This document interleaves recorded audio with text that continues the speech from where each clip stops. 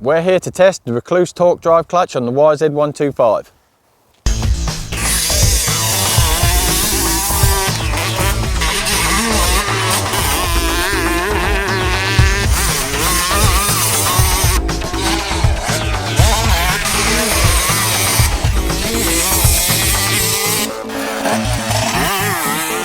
Today we're testing out the Rekluse TorqDrive clutch system in the YZ125 2020 long-term bike that I've had now for a little while.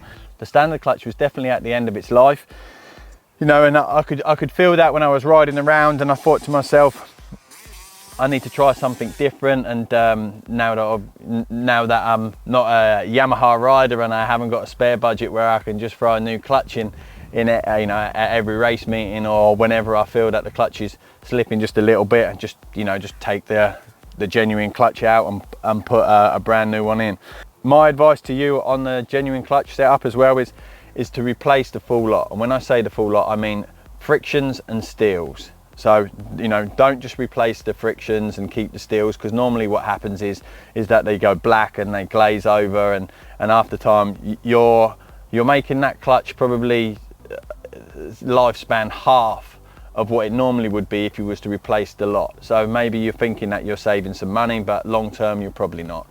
I suppose it's needs must sometimes that you need to do these things just to get out on the day and have a day's riding, so be it. But what you can notice here on the inner boss is that you can see these black little grooves. So that's where the clutch is just starting to slip a little bit, and I mean, these can be wiped off now, and on the clutch basket as well, they can, you know, you can wipe them off. But what that tells me is that the clutch is just starting to bite into the basket and into the boss. So yes, it was definitely time to change the clutch, that's for sure. One of the important things that I found with the YZ125 Yamaha when I was running it back in the day was that it really was sensitive to the oil that you put into it. So depending on what oil you use, that determined how long of a lifespan your clutch was going to give you. So I always found that, funnily enough, the kind of cheaper oil worked better in the clutch. You know, and if you was fully synthetic, then the oil's just too good for the clutch, and it just glazes it over and it will instantly slip. Going back to the Rekluse clutch, the TorqDrive. So it's not auto, okay, it's the TorqDrive. So the lever will still be in full play, you know, it's not just going to be a twist and go. What's interesting with Rekluse TorqDrive clutch is that you get these little sleeves just to fit nicely in the basket. It's a friction plate, as you can see. You know, when it bangs up against the clutch there on the clutch basket, it's a little bit more protection. For me, Rekluse has always been a product and a brand that has always managed to produce a product which works and is always very cleverly designed and thought out, and normally, you know, it does what it says on the tin. The boss then is driven obviously by the friction plates as well. So, you know, when that does slip in there, then it, you know, both basically work against each other, and then you will get this notched out grooves. So luckily we've caught it just in time. Now on the Rekluse clutch in itself, you'll notice that this friction plate is a little bit different. You've got two of these, but yeah, what happens is that this, you can notice it's a little bit thicker. These basically sit, the first one sits on the inside. Once you've got that friction plate in nicely, it's pretty plain sailing. Next deal, and then next is the most important radical design friction plate that you'll see, which Rekluse are known for. So you've got 10 of these. I'm not pushing them all the way back straight away. Also, please note that I did actually have this already built in the garage before I come to the track. So my friction plates and steels were already pre-oiled. And then, I should mention this, followed by a different looking friction plate again. Make sure that stops off at the end, which butts up to the pressure plate. And then you should have a nice tight fit. Once that's in, In the clutch kit you also get some different springs, which do seem to be a little bit stronger, which is quite nice, because as I say, back in the day I used to run the Yamaha 125, and I used to, there was an old part number where the older springs were a little bit stronger than the current new ones. So I used to run those just to extend the clutch life. But this bike's completely standard, just obviously got this clutch in and an aftermarket exhaust, the DEP rev and shorty silencer. Now as I put the clutch cover on, you may have noticed that I had a big spacer and put that on first, which obviously allows a little bit more room for more oil.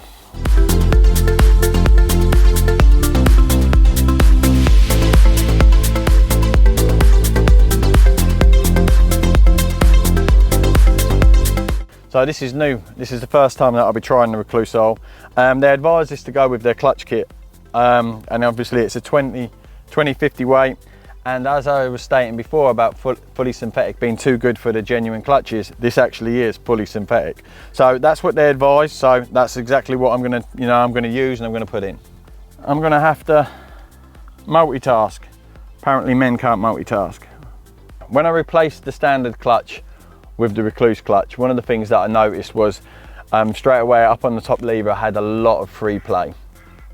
So I had to re-tighten the cable to get the clutch lever to work correctly. So that tells me that the genuine clutch was at the end of its life. The reason I mention that is if you're worried about the extra plates, or you know what the distance should be, or how far it is, what the diameter is between that and the genuine one, they roughly must be about the same, because like I say, you know, on the lever itself, it was, if I would have replaced that with a genuine clutch, I would have had the same effect. I would have had to have tightened up the cable. So yeah, so it's all good.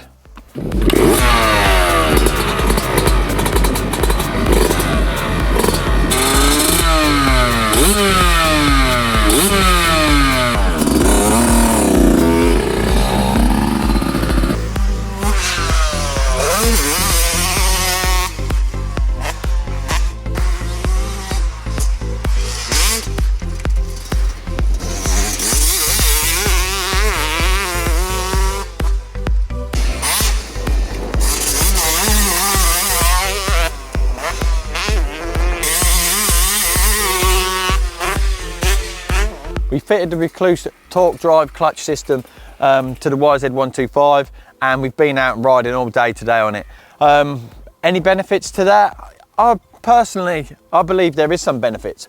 For me personally, I didn't really want too much more of a performance, because I felt that actually the standard clutch in the Yamaha was fine. The only thing that did bother me a little bit was I wanted to save some pennies.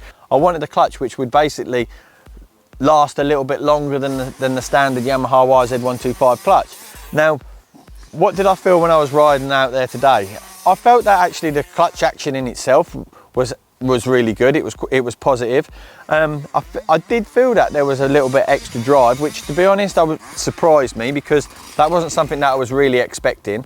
And the few places that I did feel that was just off the start. So when I was driving off the start, I mean, you know, I'm a little bit bigger these days, and hooking second gear on the 125, that's quite impressive. The ground conditions today as well, you know, it seemed hard and baked on top, which kind of threw me a little bit, because just underneath there was a bit of moisture, so that once you just broke that seal, then you really did have a good bite at the ground. And normally when you get that kind of bite at the ground at certain places, you know, you can develop a little bit of clutch slack. But once this clutch settled in, I noticed that I didn't have any clutch slack, which tells me that potentially this clutch could last a little bit longer, because obviously I'm not adjusting it throughout the day on the cable. The action in itself, I felt the action was good. I wouldn't say that it was improved, but it's certainly on par with standard, and standard feels good to me. That's quite impressive, considering that the springs are probably a little bit harder as well. Normally what happens on a 125, when you wring its neck to right till the end, you can kind of always feel that, you know, that you're let's say you're knocking the life out of a standard clutch. Whereas I didn't get that impression today. I didn't feel like, you know, I didn't feel like it was just kind of slipping a little bit further up, you know, that I was causing it to slip a little bit further up as I was revving it coming into the turns, or when I was too low down the gearbox and revving it out and couldn't upshift it within that time because I would have lost time. So actually I do feel that, you know, that the clutch in itself has made a difference, and the difference being is, you know, on that top end, you know, it didn't slip. It didn't seem to like cause me any issues. I didn't think, I've just taken a little bit of life out of the clutch there.